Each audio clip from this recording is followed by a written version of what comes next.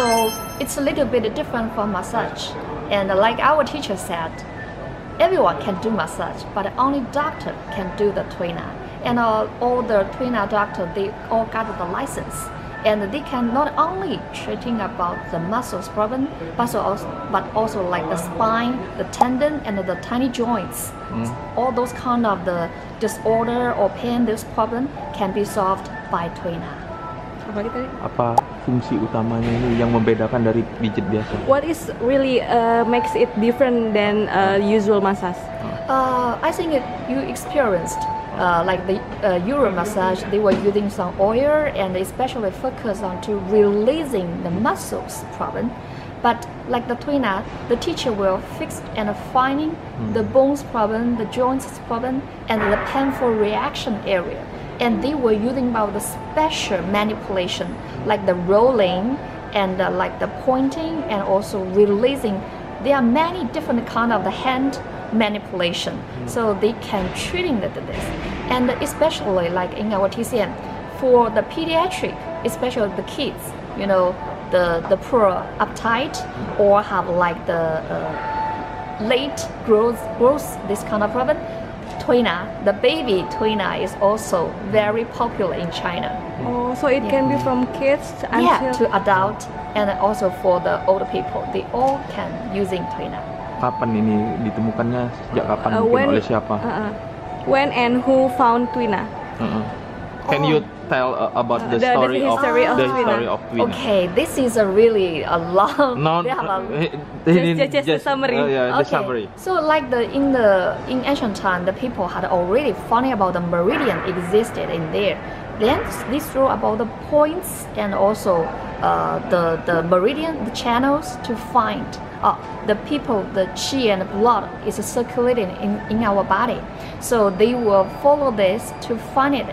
Finding about where the bone has a problem, where the joints have a problem, and then they step by step, year by year, our Chinese people gather the experience and the knowledge, and sending generation by generations, they got about the tuina and become this. But in ancient time, they have a lots of different names like the mo qiao, and also it's including and the massage, the manipulation. So that's why people think tuina is massage.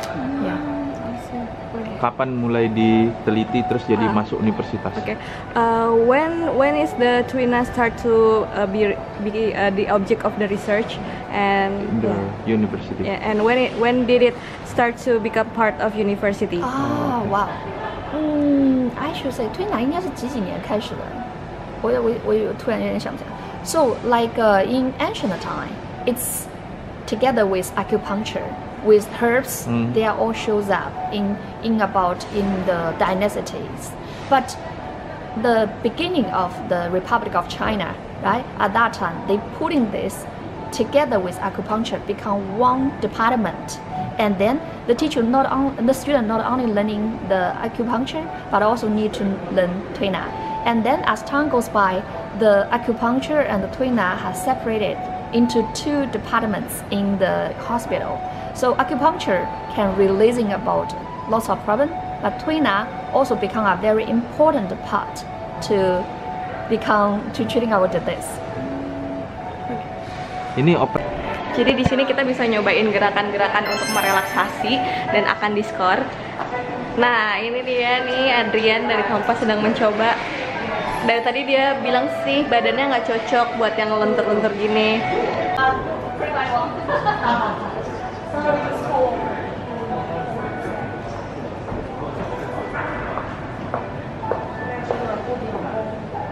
Waduh, perfect.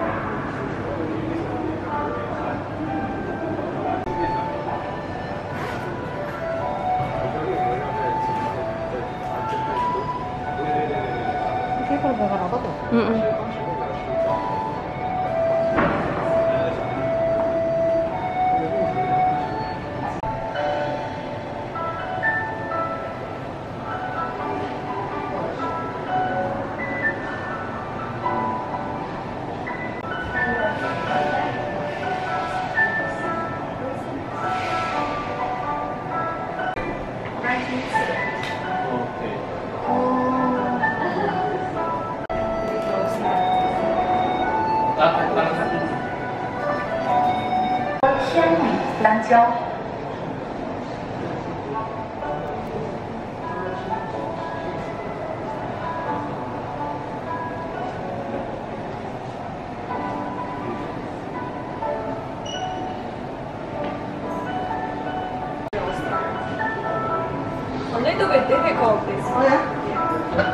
第二是左右开弓四射标。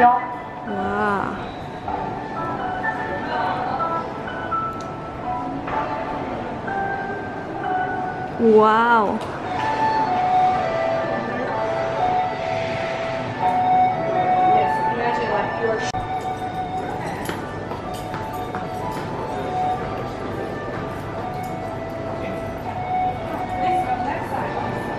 Balik. Ikutin.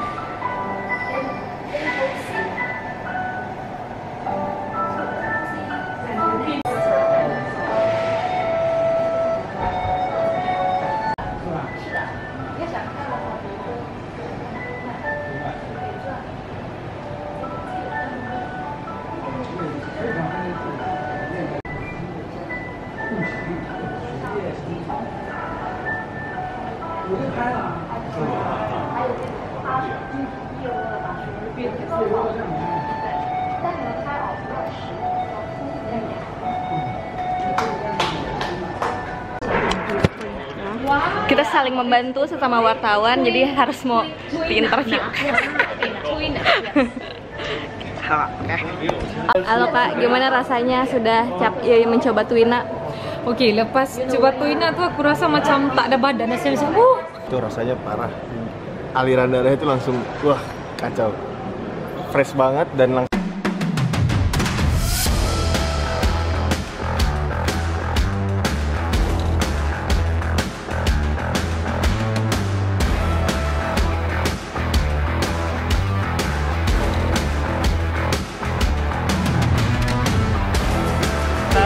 Indonesia lalu Muhammad Zohri akan memainkan pertandingan semifinalnya di kelas 100 meter putra.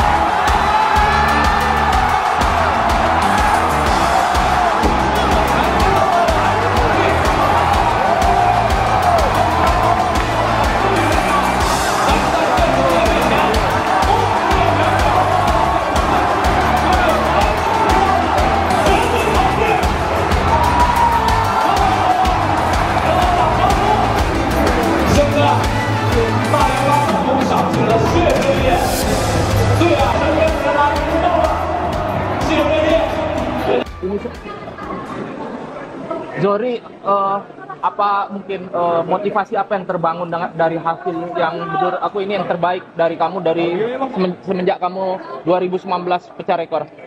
Yang pertama sih yang buat saya tetap semangat itu karena memang target yang saya inginkan tuh lari di bawah 10 itu saya nargetinnya dari 2019. Cuman target itu belum sampai. Detik ini saya taklukkan gitu. Karena cedera itu. Karena cedera berbagai macam, bangkit, cedera lagi, bangkit, cedera lagi. Gitu. Ya semoga kedepannya lebih baik lah. Zohri, ini sendiri mungkin harapannya apa supaya Zohri bisa terus pertahankan prestasi ini, maksudnya jangan sampai turun lagi. Ada harapan nggak apa yang diharapkan Zohri supaya Zohri jangan sampai turun lagi seperti dulu gara-gara cedera yang berkali-kali? Dari cedera itu sebenarnya saya udah banyak belajar ya. Banyak event-event yang muncul gitu nggak bisa ikut, dan akhirnya ya belajar dari situ gimana caranya nggak cedera lagi gitu. Sebenarnya kalau di Indonesia sih ada harapan mungkin lebih sering ikut kejuaraan internasional atau TC lagi di Jamaika lebih lama seperti itu, Zohri? Kalau boleh sih begitu, karena memang kalau kita di negara orang itu semangatnya tuh lebih, karena ada pesaing yang lebih baik. Pesaing, ada motivasi yang, apalagi misalnya kalau kita tryout di Amerika, lari Amerika jago-jago gitu, lebih semangat aja gitu kalau latihan di luar. Lebih semangat seperti di Jamaika kemarin. Betul. Ada efeknya, besar nggak efeknya untuk kamu? Ya alhamdulillah hasilnya pas di SEA Games itu, walaupun ya cedera. Ya, alhamdulillah ada hasil lah. Selanjutnya Zohri, untuk ngejar tiket Olimpik, bagaimana persiapannya? Pertama ya, nanti pulang ke Indonesia ya, kalian liburan ya, libur di sini pulang fokus lagi buat latihan. Ya semoga aja ada tryout lagi lah. Kejuaraan terdekat yang bakal Zohri ikutin? Belum ada sih, cuma fokus di sini dulu. 10,00 itu mungkin di tahun ini atau di tahun depan. Kapan sih kualifikasi terakhir Olimpik itu, tahu nggak? Nggak tahu, ya semoga aja bisa di tahun depan lah ini. Minimal tahun depan ya. Oke. Siap.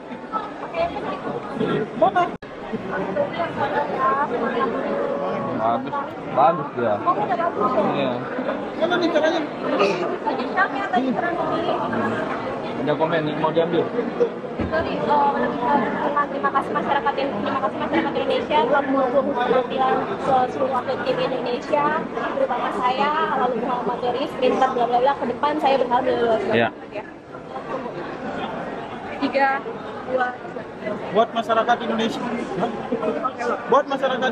terima kasih atas dukungan dan doanya kepada saya dan tim Indonesia cabang lainnya. Tetap doakan mereka dan support mereka, semoga bisa nambah medali buat Indonesia. Semangat. Semangat ya adik Zohri. Adik Zohri harus semangat. Bisa dibilang